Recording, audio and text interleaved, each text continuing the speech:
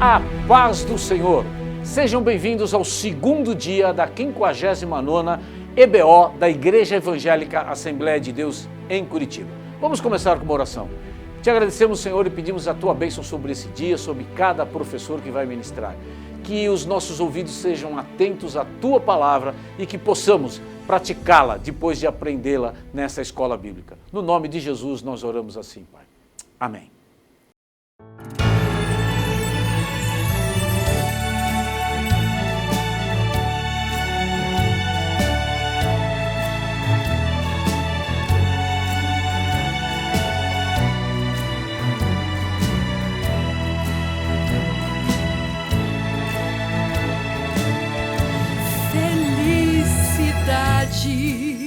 É ter Cristo ao meu lado e por Ele ser guardado e o meu nome escrito no céu.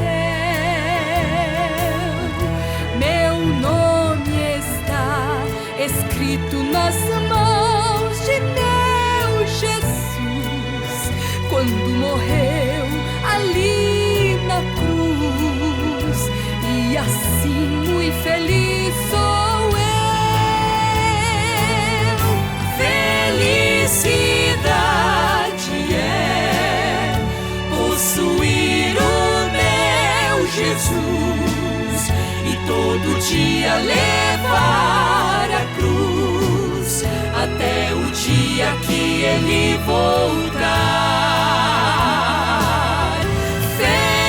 Felicidade é ser lavado no sangue de Jesus e sempre andar na sua luz até o dia que Ele voltar.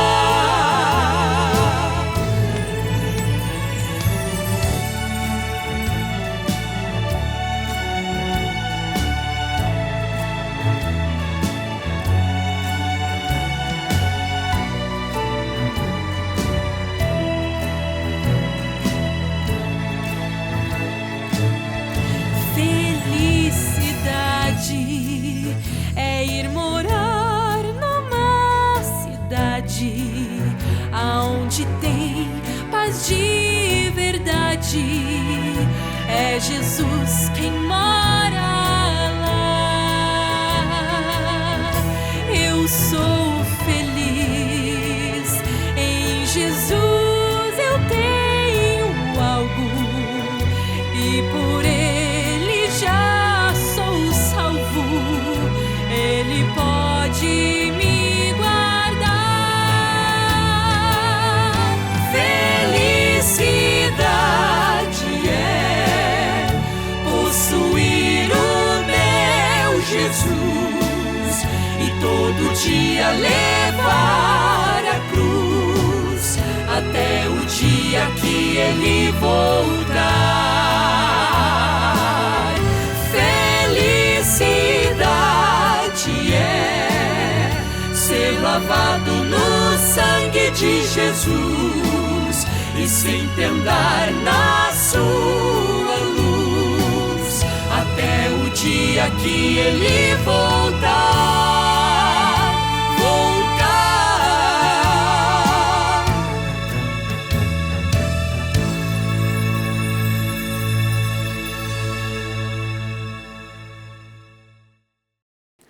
O pastor Carlos Eduardo Neres Lourenço dará continuidade à sua matéria Administração Eclesiástica. E na sua segunda aula, a primeira de hoje, falará sobre administração pessoal. A paz do Senhor. Retornamos. Na aula passada, a nossa primeira aula, nós tratamos dos princípios de administração. Nós falamos sobre planejamento, falamos sobre organização, falamos sobre coordenação, falamos sobre controle. Falamos, inclusive, sobre características especiais que o administrador eclesiástico tem em relação ao administrador de um empreendimento comum. Nessa aula, nós vamos tratar de administração pessoal. A administração, de um modo geral, divide-se em 3 ramos: administração pessoal, financeira ou administração de bens e administração de organização e métodos. Nessa aula, estudaremos administração pessoal. É a área que cuida de pessoas, como o próprio nome indica. Antes de abordar essas questões, no entanto, analisaremos as qualidades exigidas do administrador cristão. Primeiro ponto, qualidades do administrador cristão. Toda função na obra de Deus exige certos requisitos da pessoa que irá realizar. Na igreja primitiva, apóstolos, diáconos, presbíteros tinham que satisfazer algumas condições para ingressar no ministério. Você vê isso em Atos dos Apóstolos, capítulo 1, você vê isso em Tito, capítulo 1, versos 5 a 9. O administrador, ou também líder, precisa apresentar certas qualidades, pois a obra em que está envolvido é a mesma dos cristãos primitivos. Primeira qualidade, autodisciplina. Assim como o atleta treina duramente para ter um bom desempenho na pista, o administrador cristão deve esforçar-se para desenvolver suas habilidades naturais e para aprender tudo o que for necessário ao desempenho da sua função. Em 1 Coríntios 9, Paulo explica o seu esforço constante por manter um ministério aprovado diante de Deus. Por outro lado, Sansão é um exemplo de líder sem disciplina, teimoso, brincava com as coisas de Deus. A gente vê isso em Juízes 14. O administrador cristão deve desenvolver as suas próprias habilidades, pois ele próprio também tem a obrigação de levar os seus companheiros de tarefa, os seus companheiros de trabalho ao aperfeiçoamento. Todo esse processo exige grandes doses de autodisciplina. Segundo aspecto, caráter. O apóstolo Pedro oferece alguns conselhos de extrema importância. A gente vê isso em 2 Pedro, capítulo 1, versos 5 a 8. As qualidades que vocês precisam ter formam o caráter do líder cristão. A fé, naturalmente, é a primeira delas, pois a obra de Deus não se segue adiante se não for administrado por alguém que tem essa virtude. A bondade é outra virtude que se deve juntar à fé. Bondade aqui não significa que o líder tem que ser bonzinho, mas que tenha um caráter bom. A bondade não anula a autoridade. Cristo era bom, mas não hesitava em repreender e não pensou duas vezes para expulsar os comerciantes espertalhões do templo. Você vê isso em Mateus 16, 23, em João 2,15. Há líderes que preferem ser temidos a serem amados. Não basta o líder ser bom sem ter conhecimento. Toda função exige conhecimento. E a bondade sozinha não é suficiente para conduzir uma obra. O conhecimento de Salomão refletia em todos os seus empreendimentos. Segundo Crônicas 9, de 3 a 6, fala sobre isso. O domínio próprio está intimamente ligado à autodisciplina. É uma das qualidades mais visadas pelos que observam o líder. Neemias não cedeu o mau exemplo dos governadores de Judá, nem de seus assessores que costumavam extorquir o povo. Você vê isso em Neemias 5,15. Perseverança. Sem perseverança, ninguém consegue levar adiante os seus projetos, pois certamente encontrará situações adversas na execução da tarefa. Foi essa virtude, a perseverança, que levou Josué a ocupar o posto de Moisés e a entrar na terra prometida. Você vê isso em Números 32, 12. Também é inadmissível que uma pessoa esteja à frente de um trabalho para Deus e não tenha devoção. Daniel é para nós um exemplo de devoção a Deus, pois 3 vezes no dia se punha de joelhos e orava e dava graças diante do seu Deus. Está lá em Daniel 6,10. Outra característica dos administradores da igreja é a amizade cristã, ou também amor fraternal. Anteriormente, nós já vimos e ainda veremos mais adiante a importância dos relacionamentos na execução da obra do Senhor. É uma virtude que não pode faltar em momento algum. Hebreus 13:1 fala sobre isso. Por fim, nenhum caráter estará de acordo com as exigências divinas sem o amor. A obra realizada sem amor é inútil. Terceiro aspecto, compromisso. Quando os judeus retornaram do exílio, eles firmaram um compromisso diante de Deus. Está em Neemias 9,38.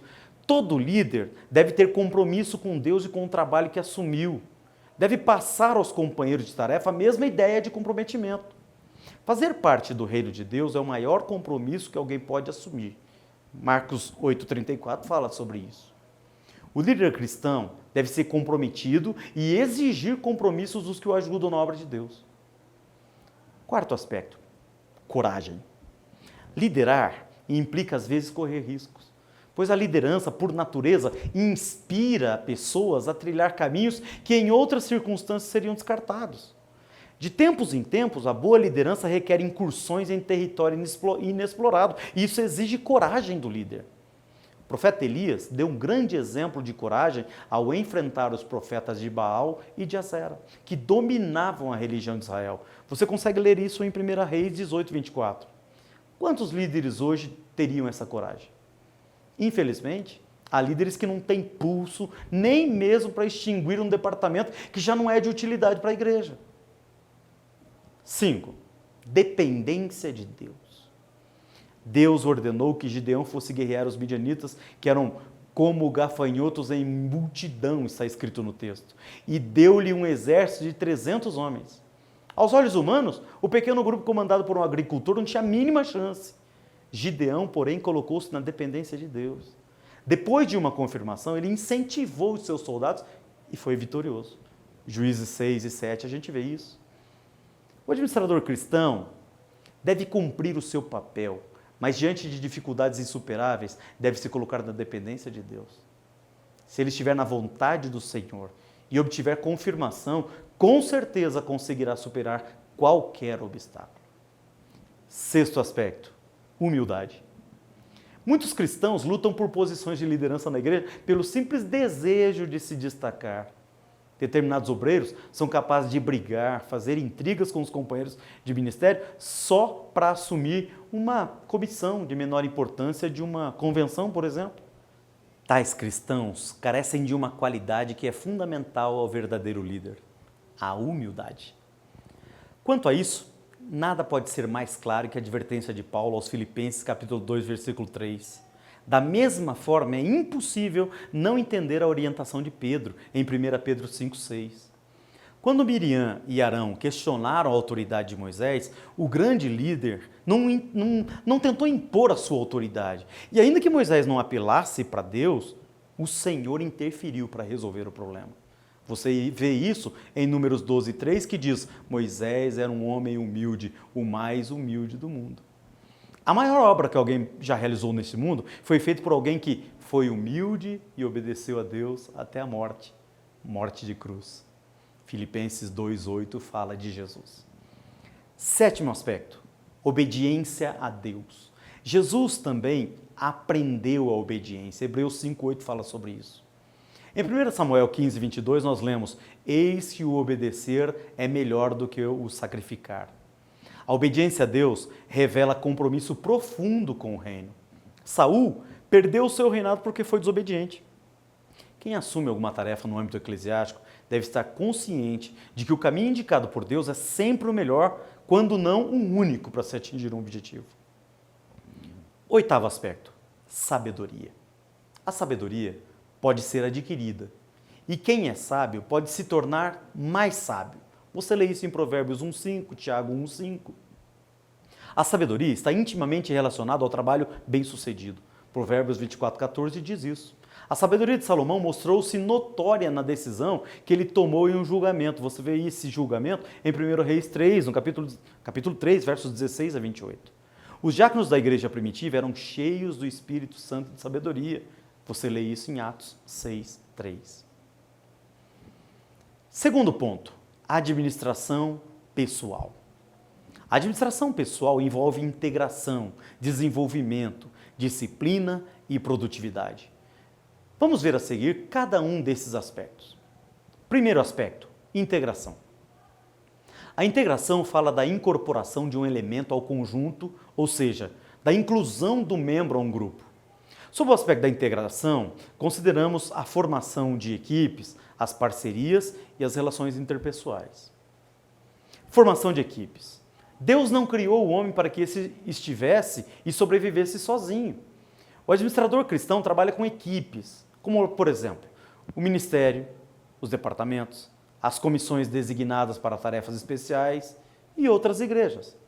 Espera-se de cada equipe os melhores resultados possíveis, mas isso depende de um fator fundamental, a escolha dos elementos que a integram. O rei Davi reuniu em torno de si uma elite de 30 guerreiros, conhecida como os valentes de Davi.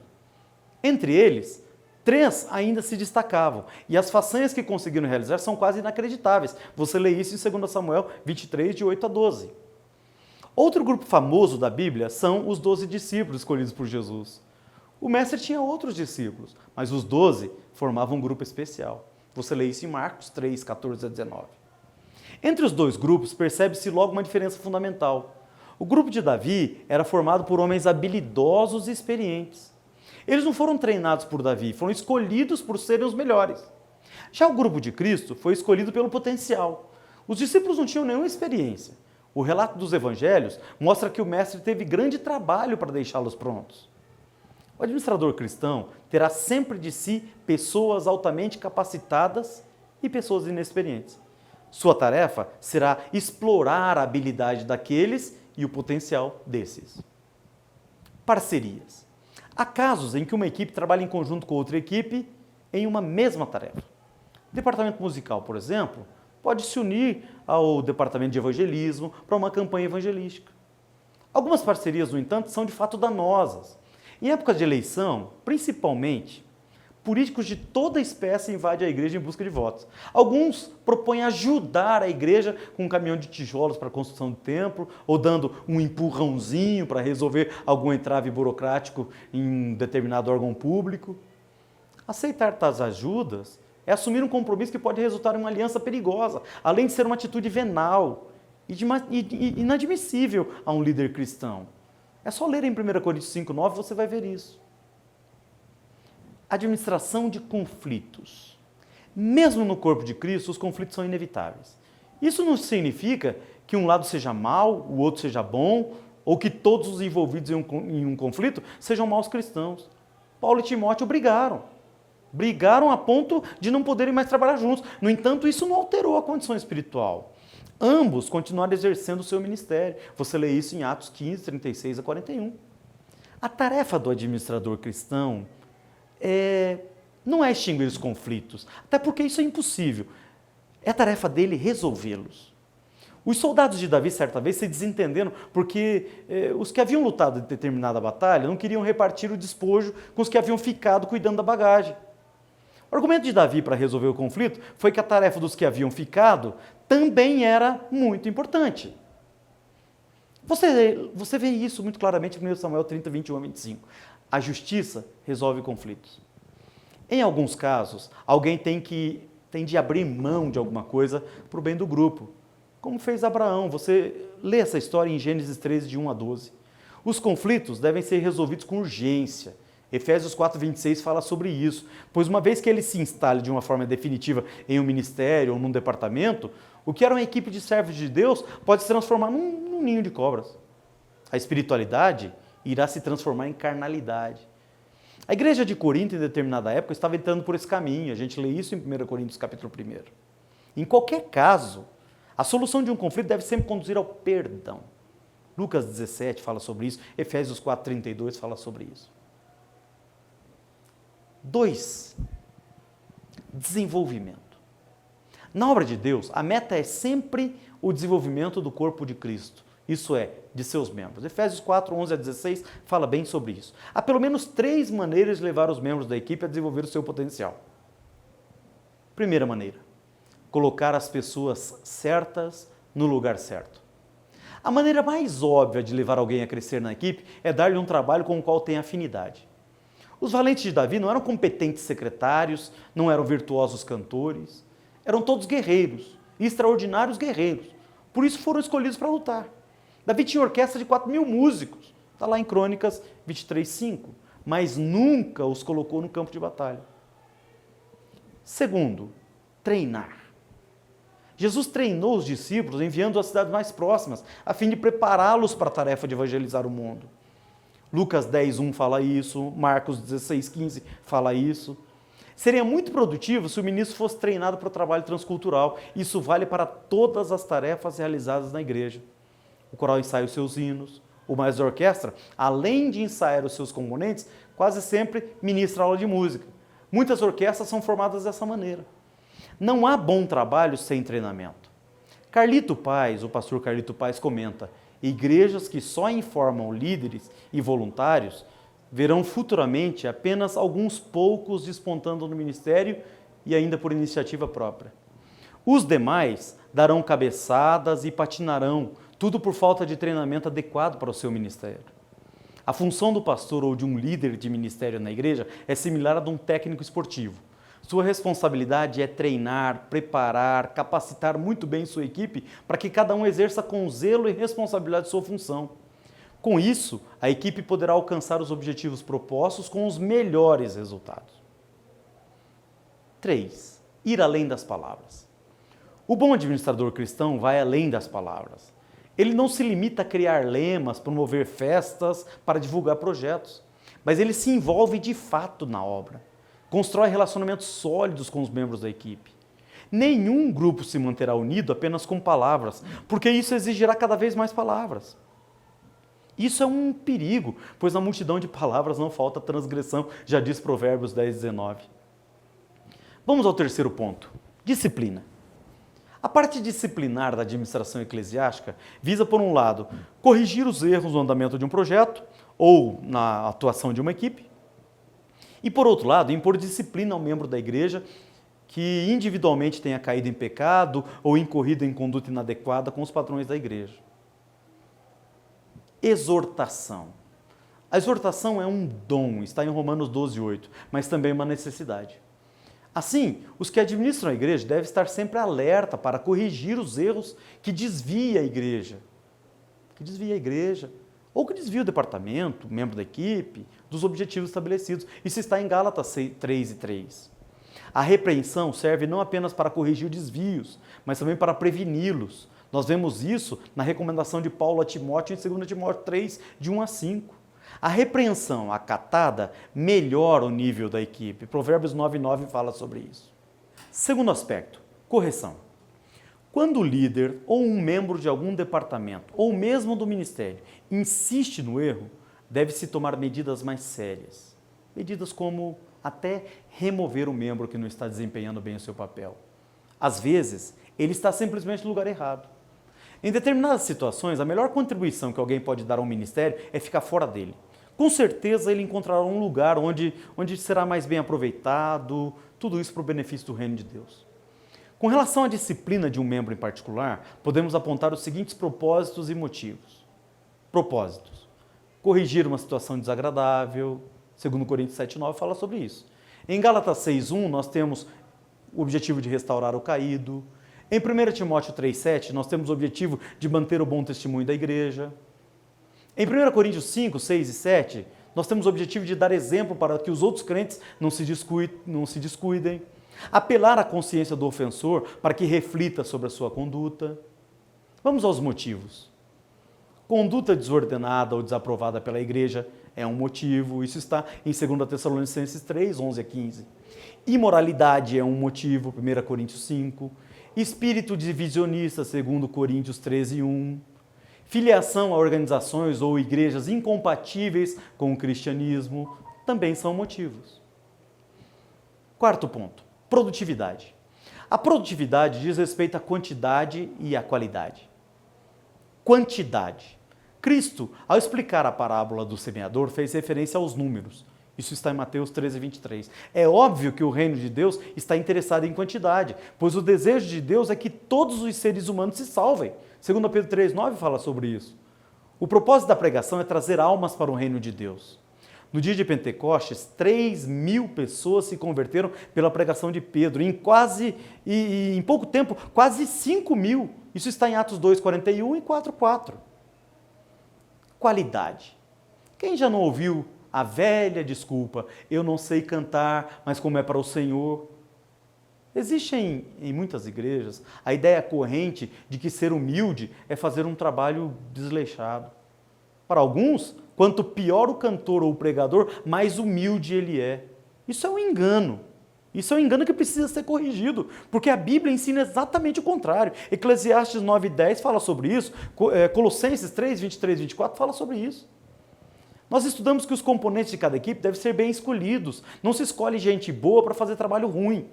Deus merece o melhor de nós e o trabalho de qualidade glorifica a Deus. Com essas palavras, nós finalizamos a aula de número 2. É sempre um prazer estarmos juntos. Daqui a pouco continuamos com a aula 3, onde trataremos de administração de bens, organização e métodos. Deus abençoe a todos.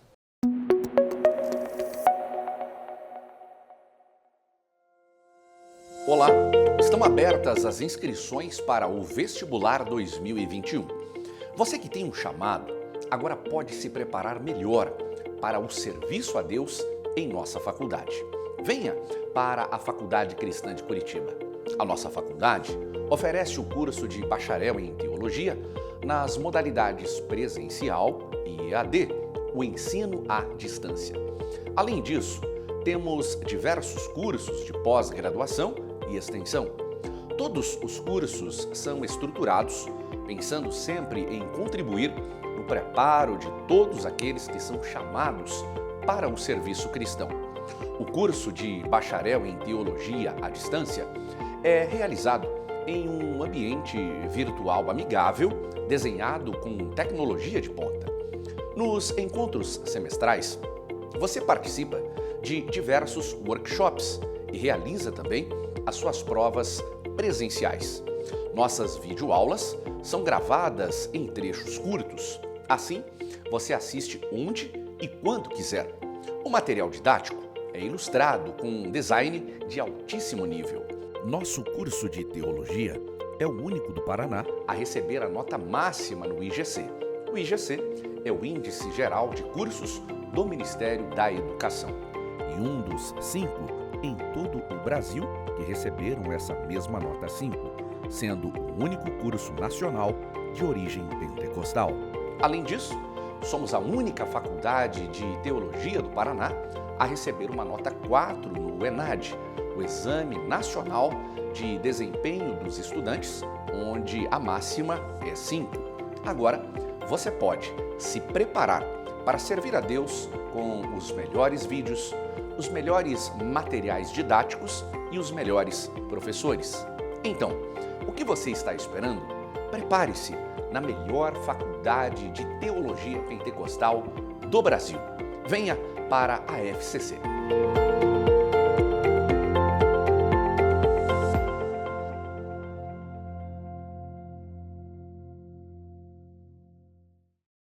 Vivemos uma onda de ataques ao movimento pentecostal e a fé de muitos tem se esfriado. É chegada a hora de clamarmos por um avivamento para nosso tempo. A promessa é para vós e vossos filhos, uma campanha nacional pela busca do batismo com o Espírito Santo e dos dons espirituais. Acesse campanhaapromessa.com.br, uma realização CGADB e CPAD.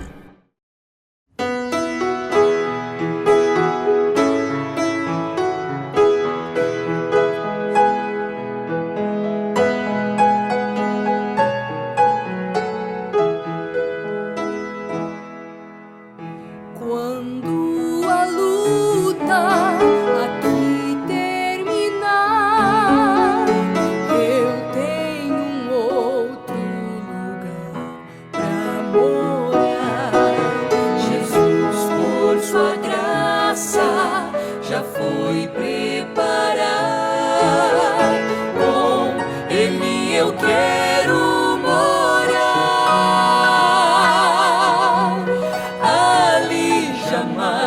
o pecado entrará. Assim em paz eu quero morar junto com Cristo para sempre estar. Ali sempre haverá paz. Paz, perfeita paz, tem quem aceita a mensagem da cruz. Aceita Cristo, a fonte da paz. Paz só se tem em Jesus.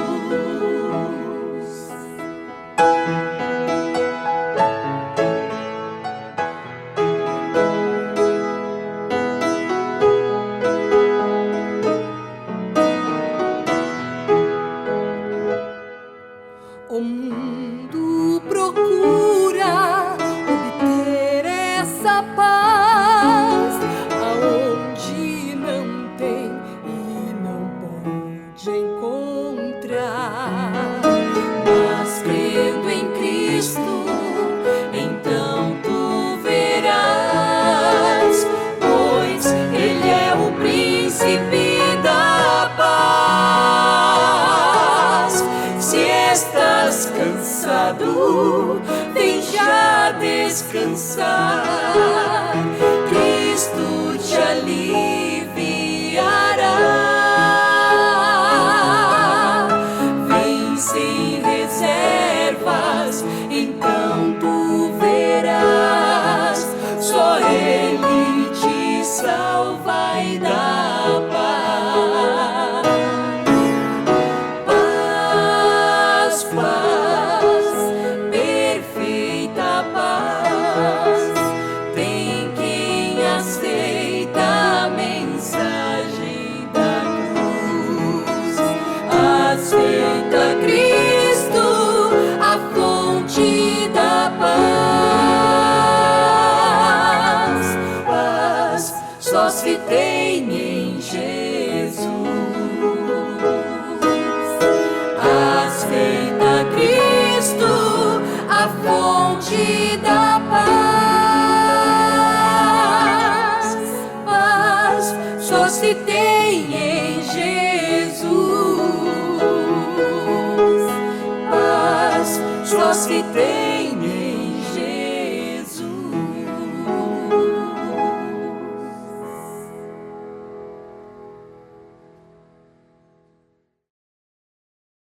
Para ministrar a matéria Pneumologia, nosso pastor Wagner Gabi convidou o pastor Elienay Cabral, que atualmente congrega aqui na Assembleia de Deus em Curitiba. O pastor Elienay Cabral é autor de vários livros e é também comentarista de diversas revistas da Escola Bíblica Dominical, todos publicados pela CPAD. Atualmente, ele também é consultor doutrinário e teológico da Casa Publicadora. Na sua primeira aula, o pastor Elienay vai tratar do tema A Pessoa e a Obra do Espírito Santo. Vamos ouvir o pastor Elienay. Eu gostaria de cumprimentar a todos os amados irmãos e irmãs que fazem parte do grupo de alunos que participam constantemente da Escola Bíblica de Obreiros aqui na Assembleia de Deus de Curitiba. E eu tenho uma matéria especial nesta oportunidade para compartilhar com vocês, para falar-lhes sobre a pessoa e a obra do Espírito Santo. E eu quero começar com a leitura de um texto bíblico. Em Atos dos Apóstolos, no capítulo 19, nos versículos 2 a 6, nós temos a seguinte escritura. E disse-lhes, recebestes vós já o Espírito Santo quando crestes? E eles disseram-lhe, nós nem ainda ouvimos que haja Espírito Santo. Perguntou-lhes então, em que sois batizados então? E eles disseram, no batismo de João. Mas Paulo disse, certamente João batizou com o batismo do arrependimento, dizendo ao povo que cresce no que após ele havia de vir, isto é, em Jesus Cristo. E os que ouviram foram batizados em nome do Senhor Jesus. E impondo-lhes Paulo as mãos, veio sobre eles o Espírito Santo, e falavam línguas e profetizavam. Esse texto aqui retrata bem o início da igreja, quando as pessoas já tinham conhecimento da doutrina de Cristo, de quem era Jesus, mas ainda não haviam recebido o Espírito Santo em suas vidas e nem tinham qualquer explicação sobre quem era o Espírito Santo. E para isso nós precisamos fortalecer este fato, mostrando a vocês aspectos da doutrina do Espírito Santo em relação não somente à personalidade, mas também em relação à deidade do Espírito Santo. Para começar, nós podemos dividir o conhecimento da doutrina do Espírito Santo em dois períodos distintos: o Velho Testamento e o Novo Testamento. O primeiro período é conhecido como o período pré-pentecostal, visto que as atividades e manifestações do Espírito Santo eram esporádicas e aconteciam em tempos distintos. O segundo período é a partir do dia de Pentecostes, quando as atividades do Espírito Santo passaram a acontecer de um modo direto e contínuo na vida dos discípulos de Jesus. Outro sim, o conhecimento acerca do Espírito Santo no Velho Testamento era limitado, visto que as manifestações do Espírito Santo aconteciam em tempos distintos e circunstâncias especiais. Várias vezes, a Bíblia diz que o Espírito do Senhor vinha sobre alguém para trazer uma mensagem profética ou para operar algum sinal e prodígio, ou até mesmo para dar força para realizar alguma tarefa especial da parte de Deus.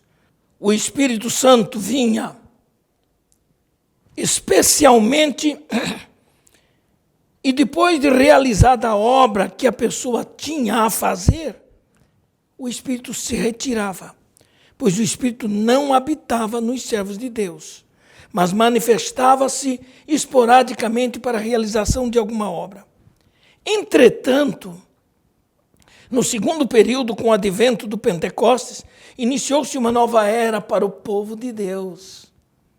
Antes, o Espírito Santo vinha e voltava. Agora, o Espírito Santo veio para morar, para habitar nos crentes e enchê-los com o seu poder, a fim de que testemunhassem de Jesus Cristo, o Salvador. Portanto, o conhecimento da doutrina do Espírito Santo hoje é muito mais objetivo.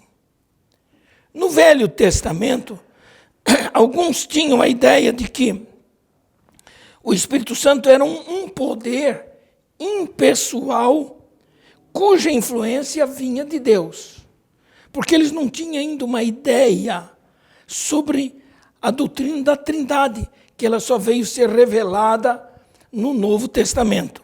Porém, na era neotestamentária, essa ideia foi aclarada pelo fato do Espírito Santo manifestar-se de modo pessoal, racional e invisível. E antes que eu fale da personalidade do Espírito Santo, se nós quisermos entender que o Espírito Santo é pessoa, nós temos que entender também e aclarar o significado da palavra Espírito na Bíblia Sagrada. Existe um termo aramaico chamado ruach. E esse termo ruach é um substantivo que corresponde, por exemplo, a vento, hálito, respiração.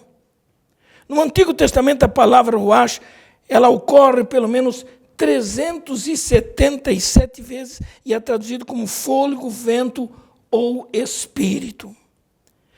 Primariamente, a palavra espírito tem um sentido neutro, porque pode referir-se tanto aos homens como a Deus e até mesmo em relação aos anjos.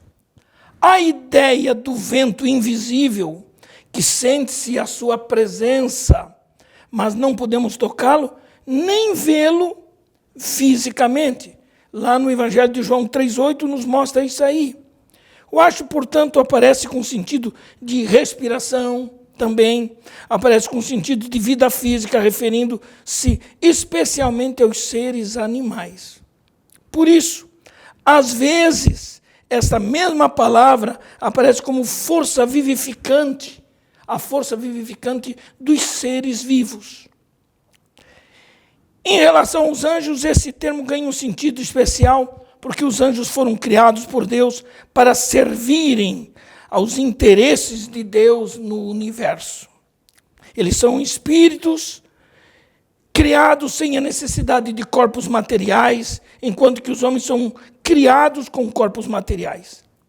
Em relação aos homens, o termo refere-se à natureza suprema do homem e o habilita, por isso, a ter comunhão pessoal com o seu Criador. Em relação a Deus, tanto ruach no hebraico, quanto pneuma no grego, que são as línguas traduzidas da Bíblia, elas passam a ter uma conotação especial porque Ele, Deus, é o Espírito Criador. E Ele é identificado em Hebreus 9,14 como o Espírito Eterno.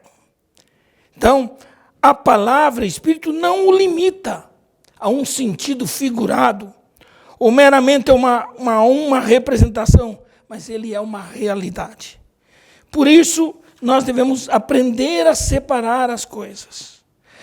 Para entendermos ainda mais a importância dessa palavra, existe um termo da palavra Espírito na forma minúscula que sempre tem um sentido neutro. E a gente deve aprender, toda vez que encontramos a palavra Espírito precedida por um pronome pessoal, indica diretamente tratar-se do Espírito Santo. Outras vezes, a palavra Espírito pode aparecer na forma adjetiva, isto é, indicando uma qualidade da pessoa do Espírito, tais como, por exemplo, Espírito de santidade, em Romanos 1,4, Espírito de sabedoria, em Isaías 11,2, e tantos outros adjetivos à palavra Espírito. No Novo Testamento, a palavra pneuma em relação ao Espírito Santo o identifica como o Espírito Eterno. Está lá em Hebreus 9,14. Portanto, o que nós queremos fortalecer com isso? Que o Espírito Santo não é meramente uma força, ou poder, ou uma luz maior, nem tampouco uma energia cósmica, nem um fluido da divindade, mas ele é Deus, a terceira pessoa da Trindade. Para entendermos ainda um pouco melhor, é bom entender que o Espírito Santo, ele é Deus. Ele é Deus. E essa declaração é comprovada na Bíblia e na experiência humana. Ele não é um Deus entre outros deuses. Ele é identificado como a terceira pessoa do único Deus, o Espírito Santo. A Pedro foi revelado não só a personalidade do Espírito Santo, mas também a sua deidade. Lá em Atos, no capítulo 5 de Atos dos Apóstolos. É interessante a gente considerar isso. Diz assim nos versículos 3 e 4. Disse então Pedro: Ananias, por que encheu Satanás o teu coração para que mentisses ao Espírito Santo e retivesse parte do preço da herdade? Guardando-a não ficava para ti, e vendida não estava no teu poder, porque formaste esse desígnio em teu coração. Não mentistes aos homens, mas a Deus. Pedro já o identificava como uma pessoa especial, a terceira pessoa da Trindade. Esse episódio, nos primeiros dias da igreja, quando esse casal Ananias e Safira tentaram enganar a igreja e o Espírito Santo. E Pedro chama a atenção, dizendo que eles não mentiram aos homens, mas mentiram a Deus.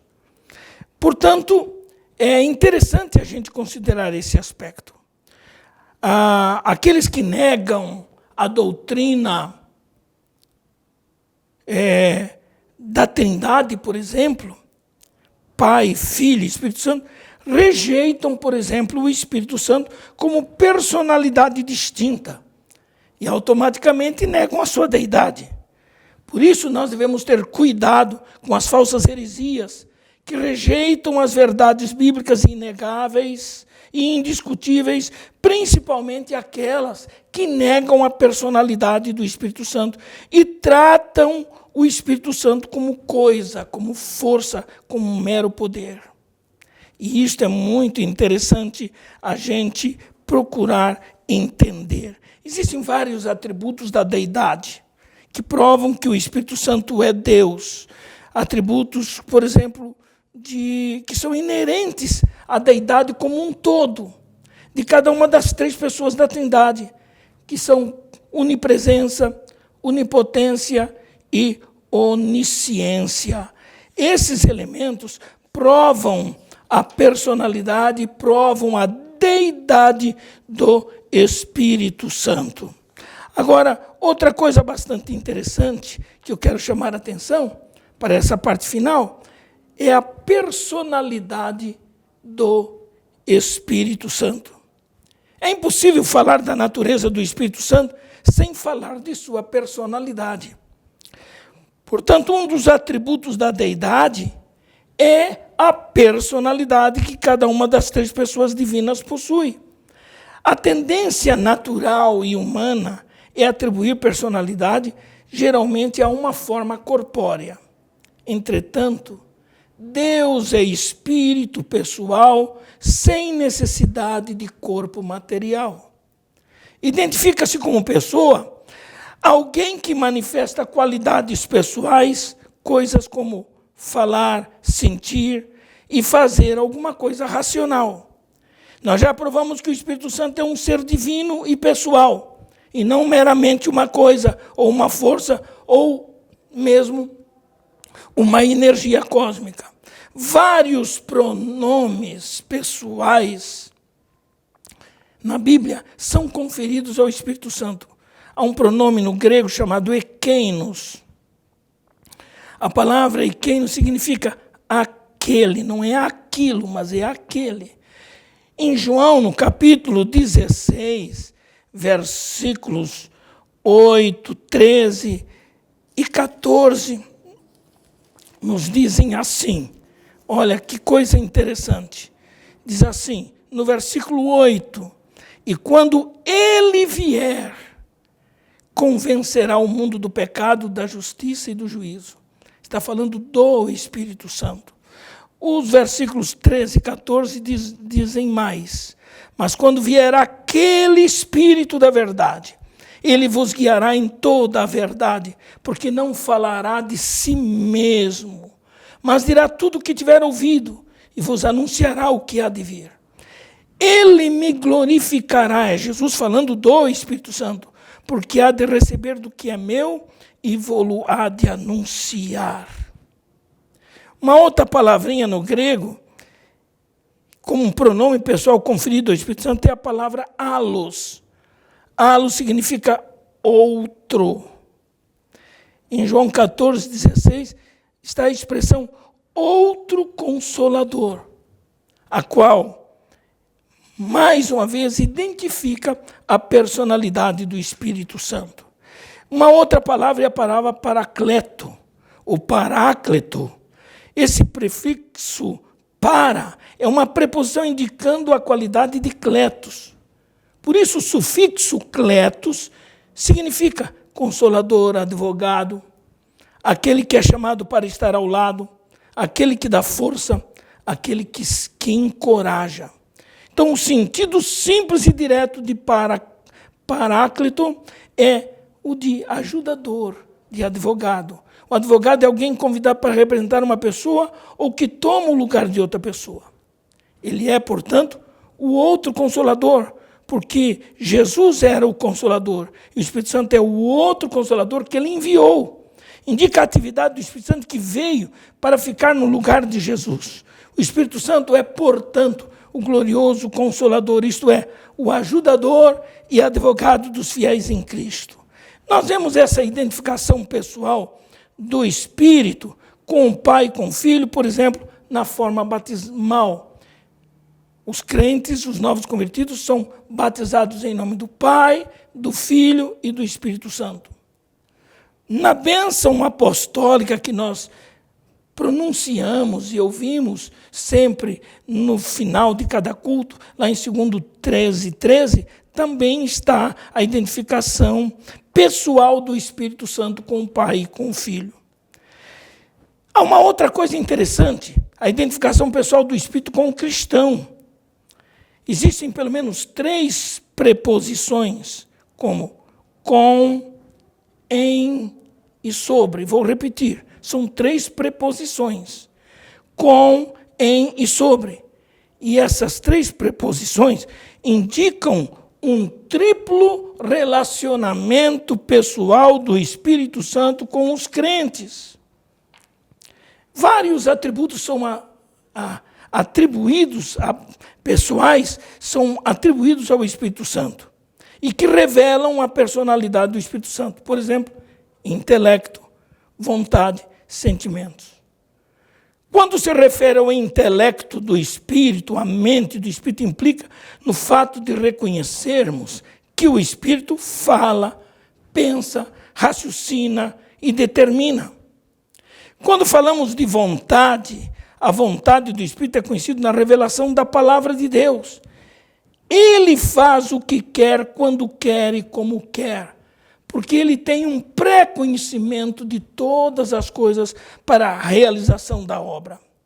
Por exemplo, os dons do Espírito são distribuídos na igreja conforme a sua vontade. E essa vontade do Espírito revela-se de acordo com o seu conhecimento inerente e pleno, e ele está acima das circunstâncias e do tempo. O terceiro atributo pessoal dele, que é o sentimento, no que tange aos sentimentos, ou sentimento do Espírito, a parte emocional, nós devemos entender que o Espírito Santo tem todos os graus de sensibilidade de quem ama, de quem chora, de quem intercede e de quem ora. Lá em Romanos 8, 26 e 27, nos mostra exatamente isso. Portanto, quais seriam os atos pessoais do Espírito? Ele fala, ele intercede, ele fala pela palavra escrita, ele fala através dos dons verbais que nós conhecemos nas manifestações espirituais na igreja. Ele orienta ou dirige os crentes e a vida dos seus servos. Ele ensina o caminho da verdade. Muitos textos bíblicos estão atrelados ao ato de ensinar, como João 14, 26, Lucas 12, 12, 2 Pedro 1, 20, 21, Neemias 9, 20, revelam o Espírito ensinador da terceira pessoa da Trindade. Esses são aspectos interessantes. Agora, quando nós falamos dos sentimentos do Espírito, eu diria a suscetibilidade do Espírito Santo. Existem alguns atos que ferem essa suscetibilidade do Espírito, que ferem os sentimentos do Espírito. Por exemplo, mentir ao Espírito Santo, no caso da mentira de Ananias e Safira. O casal tentou enganar o servo de Deus, mas o Espírito revelou ao servo de Deus que o pecado de mentira era um pecado ofensivo à santidade do Espírito. Por isso, não foi um pecado imperdoável, mas ofensivo, que requer confissão, quebrantamento e correção. É bom que se diga que a disciplina sobre esse casal foi imediata, instantânea, com a morte física de ambos. Porque foi um pecado premeditado e deliberado em seus corações, porque eles combinaram entre si enganar os servos de Deus e enganar a igreja. A Bíblia fala de pecados que são para a morte e pecados que não são para a morte. Pecados perdoáveis e pecados imperdoáveis. Na verdade, esse julgamento não cabe a nós. O que aconteceu de fato com Ananias e Safira? Como é que Deus os julgou nessa situação? Em primeiro lugar, sabemos que o julgamento de Deus foi um julgamento disciplinar. E foi imediato e instantâneo. Outra coisa que afeta o Espírito Santo, insultar ao Espírito Santo. Significa desrespeitar, ultrajar, ofender a dignidade, afrontar o Espírito.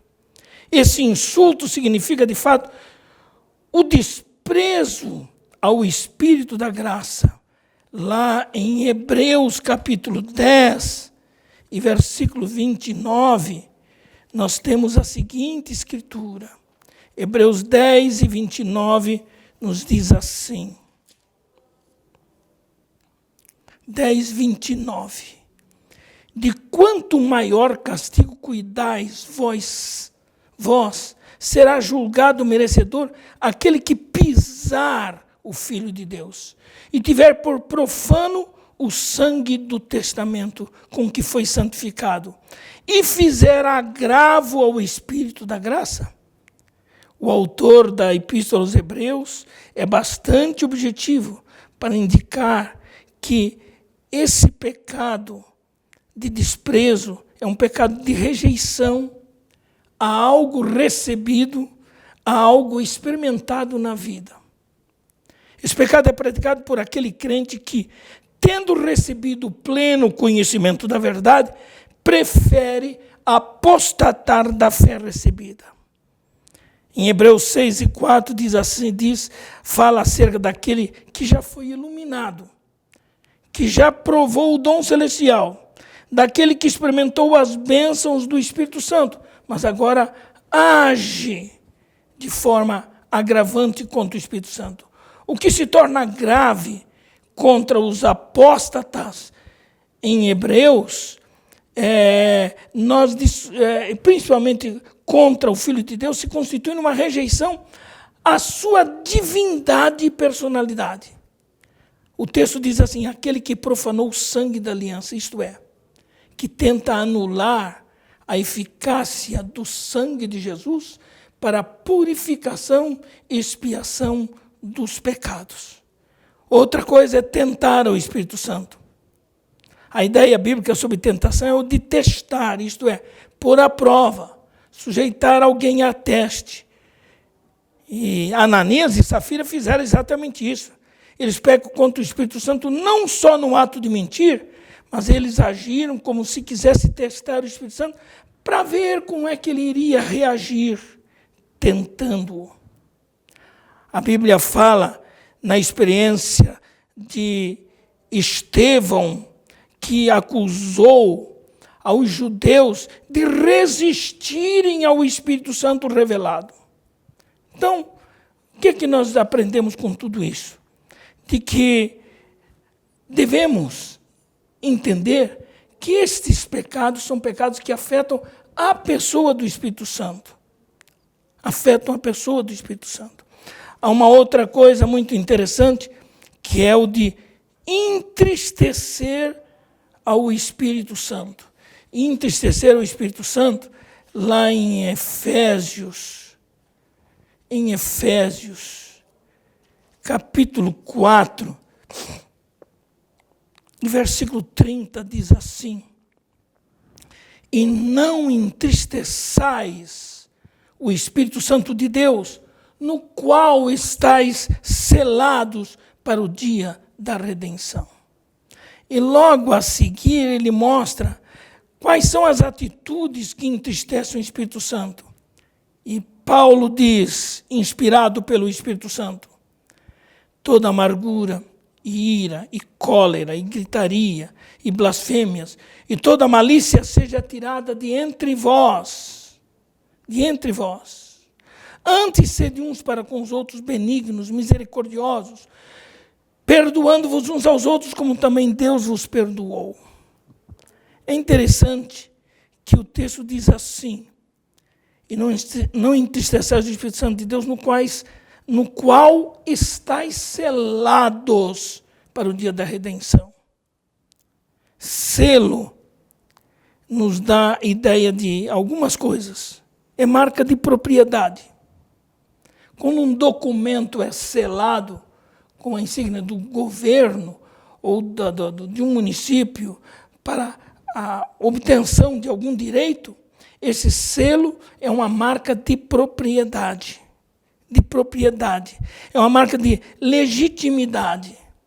É uma marca, o selo, ele propõe e oferece autoridade e segurança. Significa que quem está selado para o dia da redenção está guardado por este selo pelo Espírito Santo na sua vida. Significa que o diabo não pode tocar no crente de qualquer maneira. O diabo só toca na vida de um crente, ou entra até mesmo na vida de um crente, se o crente expulsar o Espírito Santo de Deus e permitir, abrir brecha para que o diabo provoque e traga esse tipo de problema. Por isso, devemos aprender a valorizar. Existe uma outra palavra, um outro pecado que afeta diretamente a pessoa do Espírito Santo, que é blasfemar contra o Espírito Santo.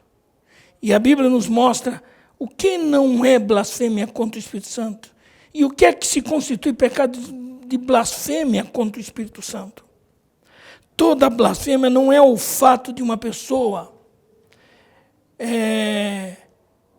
xingar, dizer palavras duras ou ofensivas ao Espírito Santo. A blasfêmia contra o Espírito Santo significa uma rejeição consciente de que o Espírito Santo é, de fato, o enviado de Jesus para habitar em nós e para revelar o poder da salvação em Jesus Cristo. Por isso, o que nós aprendemos com tudo isto? De que é fundamental que nós conheçamos a obra que o Espírito Santo realiza.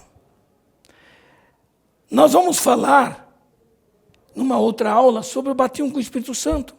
E nós vamos mostrar o que precede ao batismo com o Espírito Santo. Por isso, é fundamental que todos saibamos reconhecer a personalidade do Espírito Santo e a nossa relação como crentes em Cristo Jesus, nosso Senhor. Amém, meus irmãos.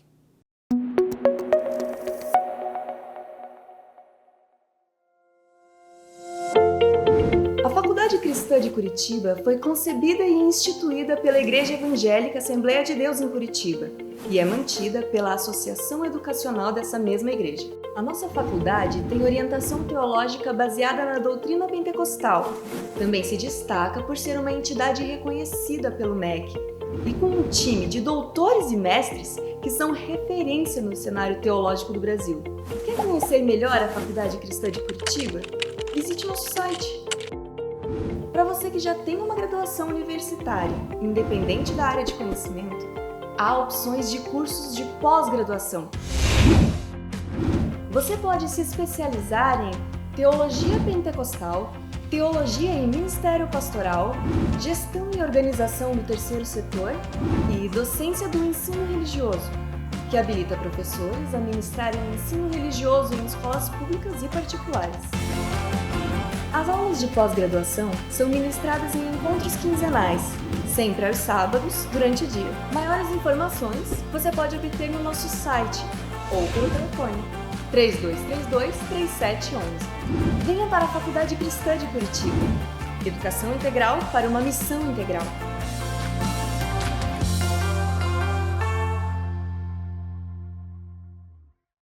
Vivemos uma onda de ataques ao movimento pentecostal e a fé de muitos tem se esfriado. É chegada a hora de clamarmos por um avivamento para nosso tempo. A promessa é para vós e vossos filhos. Uma campanha nacional pela busca do batismo com o Espírito Santo e dos dons espirituais. Acesse campanhaapromessa.com.br. Uma realização CGADB e CPAD.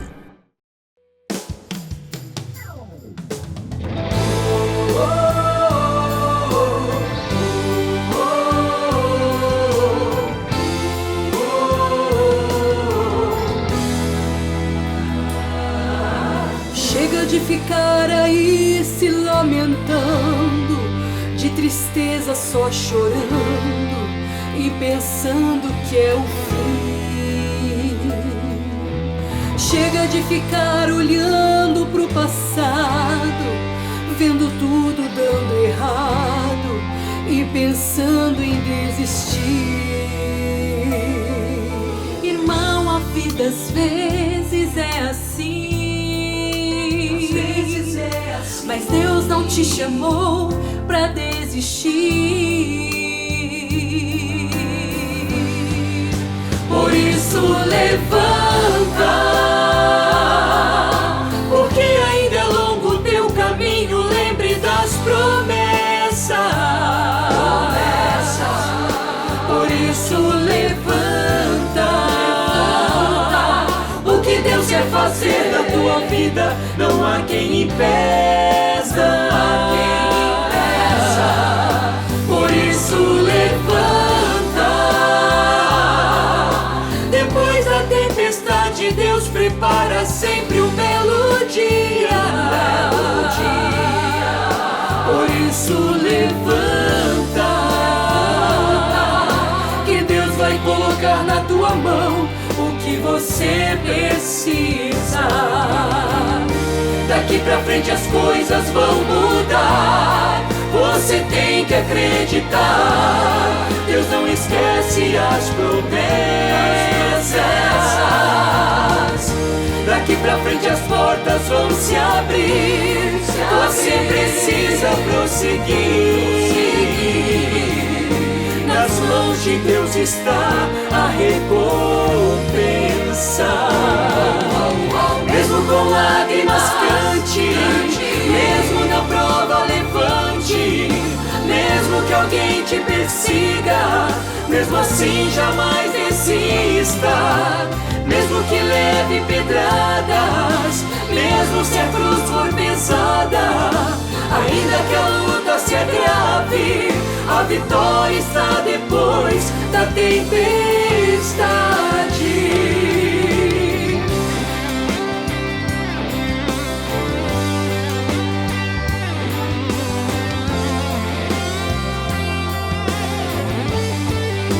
Por isso levanta,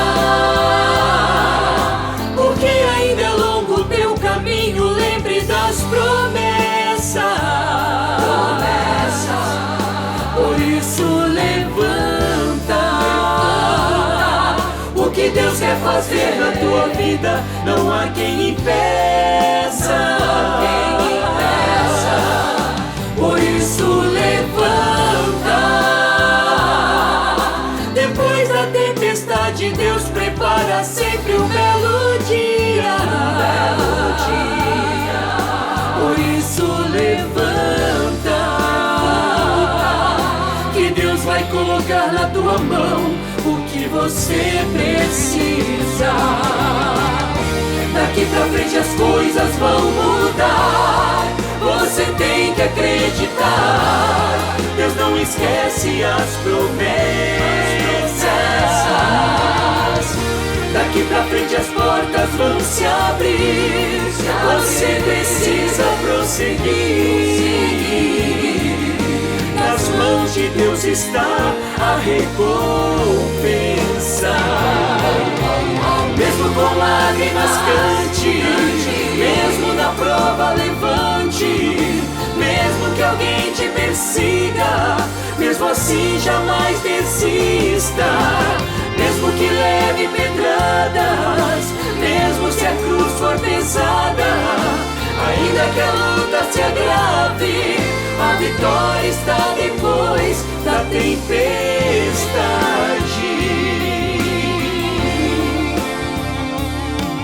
A vitória está depois da tempestade.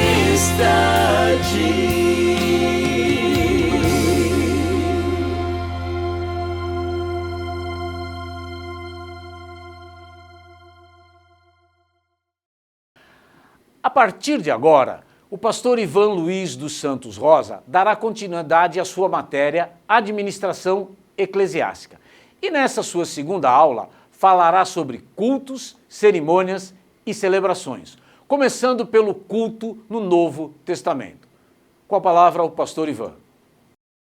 Caros alunos da Escola Bíblica de Obreiros 2021, da nossa IADSE, vamos dar prosseguimento à primeira aula da nossa matéria, que é cultos e cerimônias, e vamos começar pelo culto no Novo Testamento. O culto já no Novo Testamento, ele muda a dinâmica.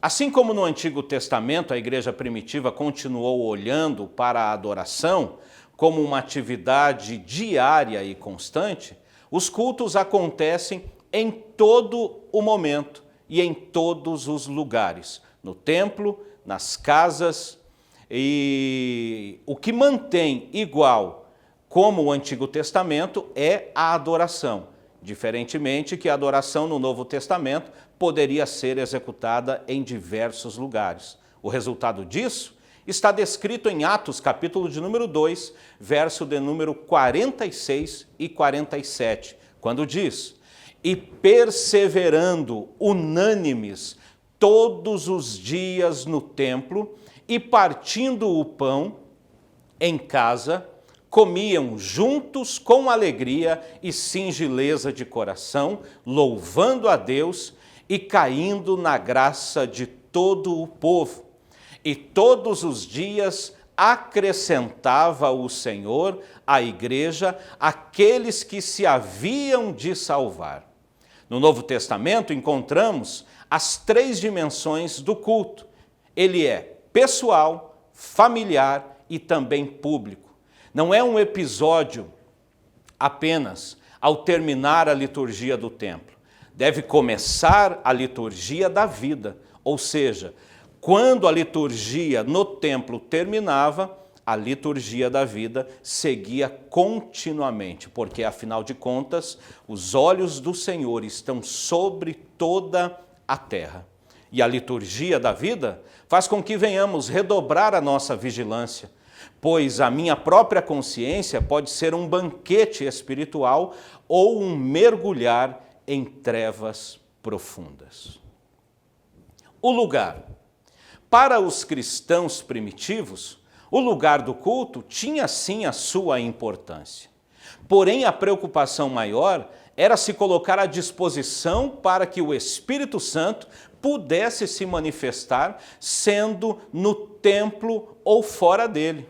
O que bastava era o encontro de um coração em chamas se deparando com um coração sedento. E quando isso acontecia, era o que bastava para que ocorresse uma conversão pessoal, ou de pequenos grupos, ou até mesmo descrito em Atos, capítulo 4, verso 4, quando diz: "Muitos, porém, dos que ouviram a palavra, creram, e chegou ao número desses homens quase 5.000. E todos os lugares possíveis eram utilizados. As casas, por exemplo, palavra grega para casa é oikos, ocorre pelo menos 10 vezes no Novo Testamento. Algumas delas referindo-se a um grupo de pessoas usando uma casa para reunir-se periodicamente. A Escritura Sagrada também vai dizer que o próprio apóstolo Paulo permanece em uma casa durante 2 anos ensinando a palavra do Senhor. Lugares públicos como estradas e praças eram mais usados com o intuito de conversão, ou seja, ministrações evangelísticas. Já os templos, que depois foram sendo construídos, eles eram utilizados para o encorajamento mútuo dos irmãos no caminhar da fé e o encorajamento à adoração, independente da circunstância a favor ou adversa de sua fé. Acerca disso, o escritor aos Hebreus, no capítulo de número 10, verso 24 e 25, descreve assim: "Consideremo-nos também uns aos outros para nos estimularmos no amor e também nas boas obras. Não deixemos de congregar-nos, como é costume de alguns. Antes, façamos admoestações e tanto mais quanto vede que o dia se aproxima. Então já havia uma expectativa já da manifestação gloriosa da vinda do nosso Senhor e Salvador Jesus Cristo. Por serem reuniões públicas, havia também situações em que os incrédulos vinham às reuniões dos crentes, mas isso era considerado apenas uma possibilidade, conforme descrito em primeira carta de Paulo aos Coríntios, capítulo de número 14, verso de número 23. O culto. Segundo o texto de Atos, capítulo de número 20 e verso de número 7, podemos ter a plena certeza que o domingo era também usado para cultuar ao Senhor.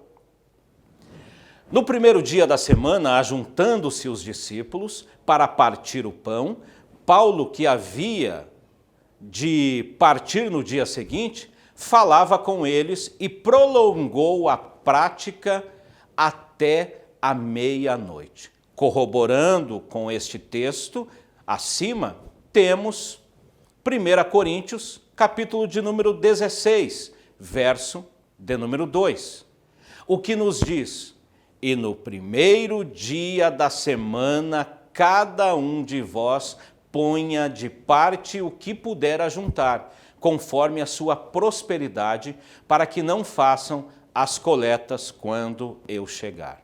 Não existe no Novo Testamento uma descrição minuciosa do culto da igreja no primeiro século, mas com certeza havia leitura da Bíblia, orações, cânticos e exposição da palavra.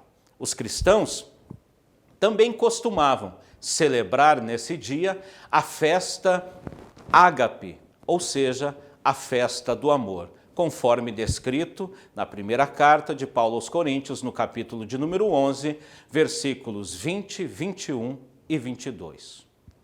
E a liturgia? Como era essa liturgia? Bem, primeiro precisamos compreender a tradução da palavra liturgia. O termo liturgia vem da palavra grega leiturgia, que por sua vez deriva de laos, que significa povo, e ergon, obra. O seu significado original, portanto, é algo como obra pública, ou mais especificamente, serviço prestado ao povo, ou serviço realizado para um bem comum. Originalmente, refere-se a qualquer serviço prestado à comunidade. A palavra grega para liturgia e suas relações aparecem pelo menos 11 vezes no Novo Testamento, referindo-se ainda ao serviço no templo, ao serviço prestado por cristãos ou ao próprio ministrador, conforme descrito em diversas passagens. Lucas, capítulo 1, 23, Romanos, capítulo 13, 6, também capítulo 15, verso 16, segunda carta de Paulo aos Coríntios, capítulo de número 9, verso de número 12, também Filipenses, capítulo 2, verso 17, 25 e 30, e também Hebreus, capítulo 1, verso 7, e também verso 14, também capítulo 8, verso 6, e capítulo de número 9, verso 21. A liturgia passou então a designar o ritual do culto da igreja e os seus atos sagrados. Algumas tradições eclesiásticas, como a católica, a romana e a anglicana, seguem um padrão mais elaborado e formal de culto, enquanto algumas denominações evangélicas, entre elas a nossa Assembleia de Deus, optaram por um estilo menos formal. Por esse motivo é que às vezes se faz distinção entre igrejas litúrgicas e não litúrgicas. Porém, é importante frisar que se a igreja tem uma forma de culto, então ela tem sim uma liturgia, ainda que mais simples que seja. Entretanto, o pastor Cláudio Honor de Andrade, consultor teológico da CPAD, Casa Publicadora das Assembleias de Deus, lembra que a liturgia é uma necessidade que impõe o culto. É um meio teológico, ou seja, teologicamente válido em nossa adoração. Todavia, a liturgia pode ser um fim em si mesmo. É apenas um acessório, não a essência da adoração, porque essa essência já vem conosco. Por essa razão, temos que ter então discernimento para não pendermos para o formalismo. É por meio da liturgia simples ou elaborada que os diversos elementos do culto são interligados e trabalham em harmonia para apresentar ao Senhor um culto em que Ele possa receber com alegria.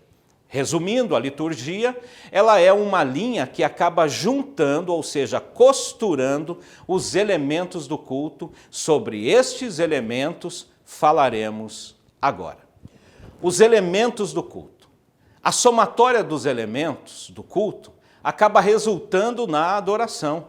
Isso como o corpo de Cristo, da mesma forma que é formado por muitos membros, o culto cristão também é constituído por vários elementos. O primeiro deles, sem dúvida alguma, oração. Deus declarou: a minha casa será chamada casa de oração para todos os povos. Isso está descrito em Isaías, capítulo de número 56. Já no Novo Testamento, Mateus, capítulo de número 21 e verso de número 13. O louvor já era prática da igreja primitiva, os louvores nos cultos, conforme descrito em 1 Coríntios, capítulo 14, verso de número 26. Os crentes judeus ainda cantavam salmos, como nas sinagogas, e há registro de hinos que remontam aos primórdios do cristianismo. Assim, é impossível separar o louvor do culto cristão. Fato este que perdura até hoje em nossas igrejas. E mesmo com a volta de Cristo, nunca terá fim. Louvado seja o nome do Senhor. Leitura da palavra. A leitura da palavra de Deus em nossas igrejas é comumente chamado de leitura oficial, pelo fato de ser independente. Às vezes tem a impressão de que a leitura oficial fica meio que flutuando, perdida no culto. O ideal é que essa leitura tivesse relação direta com a exposição da palavra, como na ocasião em que Jesus leu um trecho de Isaías na sinagoga e em seguida deu explicação do texto, que, apesar de curta, foi muito significativa. Lucas capítulo de número 4, versos 17 a 21. Apresentação dos visitantes. Em geral, a apresentação dos visitantes é feita seguindo uma ordem como esta: visitantes, não crentes, mas sempre lembrando de dar a honra de serem os primeiros. Evite constranger pessoas com a seguinte frase: fulano está entre nós e ainda não é crente. Visitantes de outras denominações, visitantes do mesmo ministério, porém de outras localidades, cantores convidados, ministros e também o pregador da noite devem ser apresentados. Contribuição. Para Deus, a nossa contribuição tem tanto valor quanto a oração, louvor e os demais elementos do culto, tanto que em Marcos, capítulo de número 12, verso 41, Jesus está assentado diante do gasofilácio, observando a forma que as pessoas ofertavam. Já em Atos, capítulo 10, verso de número 4, o texto é descrito assim: o qual, fixando os olhos nele, e muito atemorizado, disse: que é, Senhor? E disse-lhe: as tuas orações e as tuas esmolas têm subido para a memória diante de Deus. Note que o anjo enviado por Deus disse que tanto as orações como as esmolas, traduzido por ofertas, praticadas por esse irmão chamado Cornélio, subiram igualmente perante Deus. Isto nos leva a entender e afirmar que, assim como a oração, a contribuição também é um ato espiritual. Dons espirituais. O apóstolo Paulo, em sua primeira carta aos Coríntios, no capítulo de número 14, instrui detalhadamente o povo de Deus sobre a utilização dos dons espirituais entre os cristãos reunidos. Sobre o papel dos dons espirituais no ambiente de culto, Donald Stamps comenta: o propósito principal de todos os dons espirituais é edificar a igreja e o indivíduo. Quanto a esse termo, edificar, do grego oikodomeo, significa fortalecer e promover vida espiritual e maturidade e o caráter santo dos crentes. Jamais pode ser usado como autopromoção. A convicção de servir a Deus, a igreja, tem que estar nítida, é servir aos irmãos com estes dons. Essa edificação é uma obra do Espírito Santo através dos dons espirituais, pelos quais os crentes são espiritualmente transformados mais e mais para que não se conforme com este mundo, conforme descrito em Romanos capítulo de número 12, dos versos 2 até o verso 8. A exposição da palavra. A palavra de Deus está presente em todo o culto. O propósito disso é edificar a igreja pela ministração da palavra. E o próprio culto também é orientado pela palavra, conforme descreve 1 Coríntios capítulo 14. A oração deve ser conforme a palavra, João 15, 7. A letra dos hinos deve conter verdades bíblicas e condizentes com a pessoa divina do nosso Senhor e Salvador Jesus Cristo, conforme Colossenses, capítulo de número 3, verso de número 16. Até nossa oferta obedece os padrões das Escrituras, Mateus 5, 23 e 24. Enfim, tudo que diz respeito à vida cristã passa pelas Escrituras. É por meio da palavra que Deus fala à igreja e também por meio dos seus servos. E o melhor lugar para ouvir a voz do nosso Pai é no ambiente de culto. Quanto à exposição da palavra, o autor suíço Klaus Douglas, a mensagem deve ter no mínimo 7 funções. Primeira delas, explicar e esclarecer verdades profundas da fé. Dar orientações sobre como devemos viver e agir como cristãos. Edificar todo o corpo da igreja. Levar pessoas à fé. Fortalecer a fé. Consolar e animar os que estão em dificuldades. E, por último, tirar pessoas de sua inércia. O apelo. O apelo também pode ser traduzido por um chamamento. Se a mensagem foi evangelística, os não crentes são convidados a entregar a sua vida a Cristo, como descrito em Atos, capítulo de número 3 e verso de número 19. O texto diz assim: arrependei-vos, pois, e convertei-vos, para que sejam apagados os vossos pecados e venham assim os tempos do refrigério pela presença do Senhor. Se foi uma mensagem de edificação, os membros da igreja são convocados a ajustarem a sua vida espiritual conforme a palavra ministrada. Obviamente que há também o apelo para quem deseja receber a cura ou precisa de uma ajuda divina ou talvez para solucionar diversos outros problemas. Esse tipo de apelo não tem de ser feito necessariamente no final do culto. O dirigente pode muito bem fazê-lo por direção do Espírito Santo em determinado momento do culto. Ou também a igreja pode prever em sua liturgia um espaço para estes convites especiais. Encerramento. O culto é encerrado com a oração final, seguida da bênção apostólica. O encerramento deve ser também privilégio do pastor, ou, na sua ausência, um ministro mais experiente. É uma questão de honra isso. A oração final, o pastor expressa a sua gratidão pela oportunidade que a igreja teve de cultuar a Deus e pelas bênçãos recebidas naquela oportunidade. Agora vamos tratar dos cultos, cerimônias e celebrações daquelas que são mais usuais em nossa igreja. As atividades regulares da igreja local incluem variadas formas de culto.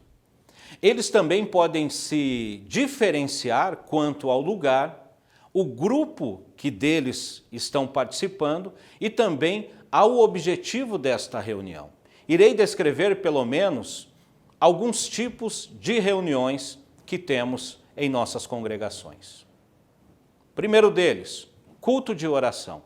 O culto de oração, como o nome indica, é uma reunião em que os crentes se ajuntam com o propósito principal de orar, enfoque na oração, porém com propósitos específicos. Campanha de oração. Sempre que há uma necessidade, um propósito, um desafio ou um novo empreendimento, a igreja deve ser convocada para uma campanha de oração. Os membros da igreja também são incentivados a orar, em casa, em grupos, até que os objetivos sejam alcançados. A eficácia do poder da oração é relatada em uma das diversas passagens bíblicas. Uma delas é Deus enviando o seu anjo para libertar do cárcere, por exemplo, porque a igreja estava em campanha de oração para poder libertar Pedro, conforme Atos, capítulo de número 12, do verso 5 ao verso 12. Consagração. Esta consagração, comentada agora, não é aquela consagração de novos ministros, mas sim a consagração individual ou coletiva, acompanhada de jejum. Nas reuniões de consagração, podemos dedicar mais tempo a outras atividades, como louvor e a ministração da palavra, mas a oração ainda é motivo principal deste culto. A vigília. A vigília é um culto de oração que atravessa a madrugada, ou pelo menos parte dela. Em nossas igrejas, o costume é iniciar o culto por volta das 11 horas ou até meia-noite e encerrá-las entre 5 e 6 horas da manhã. A vigília, ela deve ser dividida em períodos de oração, intercalados com louvores, testemunhos e uma rápida palavra. Esses intervalos devem ser sempre curtos, bem mais curtos do que o período da oração. No máximo, 10 minutos para cada hora de oração. É uma sugestão. Culto de doutrina, também conhecido como culto de ensino, e também chamamos de culto de oração, pois o tempo dedicado à oração e ao ensino da palavra é praticamente o mesmo. Determinadas igrejas, por exemplo, fazem isso de maneira muito adequada e denominam culto de oração e doutrina. No culto de doutrina, a liturgia deve ser bem mais simples do que nos cultos públicos. E, em especial, a atenção deve ser voltada à escolha do tema a ser ministrado. Temas doutrinários e o ensinador. A exposição da palavra é normalmente feita pelo pastor da igreja ou por um ministro apto a ensinar. Penso que aprender é essencial, mas o ensinar é algo divino, sem dúvida alguma. É um presente de Deus para você, meu caro amigo ensinador. A escola dominical. A escola dominical não é um culto, mas faz parte de uma tradição aprovada pelo Senhor. A primeira parte consiste de oração e de preferência apenas por um louvor coletivo, mesmo porque o foco não é esse. O foco é o ensino da palavra. Então, para otimizar o tempo, sendo depois feitos os procedimentos para a divisão das classes. Nas igrejas com classe única, obviamente não existe a interrupção. O culto prossegue em seu curso normal com a leitura do texto da lição e a ministração da aula.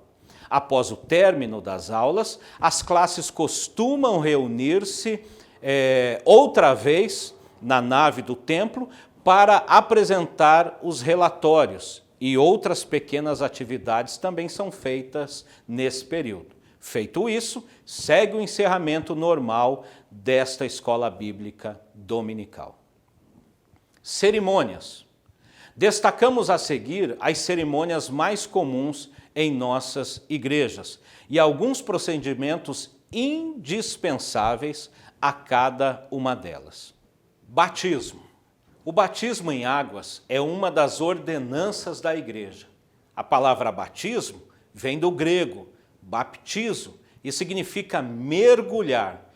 Por esse motivo, as Assembleias de Deus adotam o batismo por imersão.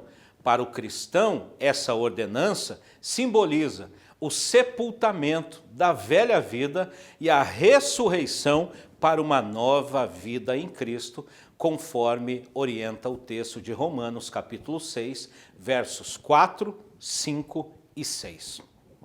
Ceia do Senhor. Fazei isto em memória de mim. O tema central do culto deve ser o Cristo, conforme descrito em 1 Coríntios, capítulo de número 11, verso de número 24. Pois o sofrimento do Salvador e o derramamento do seu sangue inocente, com todo amor e espontaneidade, pagou a nossa dívida. Esta é a segunda ordenança que Cristo deixou para a igreja. Só podem participar do pão e do vinho os crentes batizados em água e em comunhão com a igreja. Os visitantes de outros ministérios ou de outras denominações evangélicas também podem participar desde que preencham igualmente esses dois requisitos e sejam devidamente apresentados ou recomendados. Cerimônia fúnebre. O pastor, ao receber a notícia da morte de um membro da igreja, deve oferecer de imediato a sua ajuda e consolo espiritual à família. Ele deve certificar-se das providências tomadas pela família enlutada. Quanto à realização do funeral, o local deve estar bem claro e ficar à disposição dos irmãos pelos vários canais de comunicação, local de onde ficará o corpo, o cemitério onde será efetuado o sepultamento e, se possível, a hora desejada para o culto cristão. As famílias precisam ser acolhidas e, para que essas famílias sejam acolhidas, o máximo de pessoas na igreja precisa receber esta informação desse irmão que acabou falecendo. O momento da cerimônia fúnebre é de muita tristeza aos presentes, especialmente para os parentes e amigos. Esse é o momento em que o oficial que estará ministrando esta mensagem, não cabe a ele julgamento nenhum, e ele precisa também estar preparado espiritualmente e emocionalmente para realizar tal ato. Há casos em que o pastor é convidado a realizar a cerimônia fúnebre de um descrente. Embora seja uma tarefa delicada, mas é uma grande oportunidade para que o oficiante possa falar da oportunidade, do amor de Deus, da esperança de morar no céu. A mensagem, portanto, obviamente, deve se concentrar nas pessoas vivas. Me lembro da primeira igreja que acabei assumindo e que ao lado eu vi na residência uma coroa de flores, ainda não conhecia ninguém naquela casa, e perguntei, tem alguém para que possa fazer a cerimônia fúnebre? E a pessoa disse, não temos ninguém. E eu perguntei, como foi a morte dessa pessoa? Infelizmente perdemos o nosso menino, estava envolvido com o tráfico de drogas. Como relatei aos irmãos, falei do amor de Deus, falei do plano da salvação e a promessa celestial. E na oração final, 2 adolescentes, praticamente com a mesma idade daquele outro adolescente que estava sendo velado, entregaram as suas vidas a Cristo. Tive a oportunidade de ir rapidinho na igreja, pegar 2 Bíblias e apresentar o plano de salvação para essa juventude. Confraternização e pré-confraternização. As confraternizações são festas promovidas por um departamento da igreja. A mais tradicional é a confraternização da mocidade. Diante da criação de mais departamentos nos últimos 20 anos da igreja, a agenda ficou muito mais competitiva.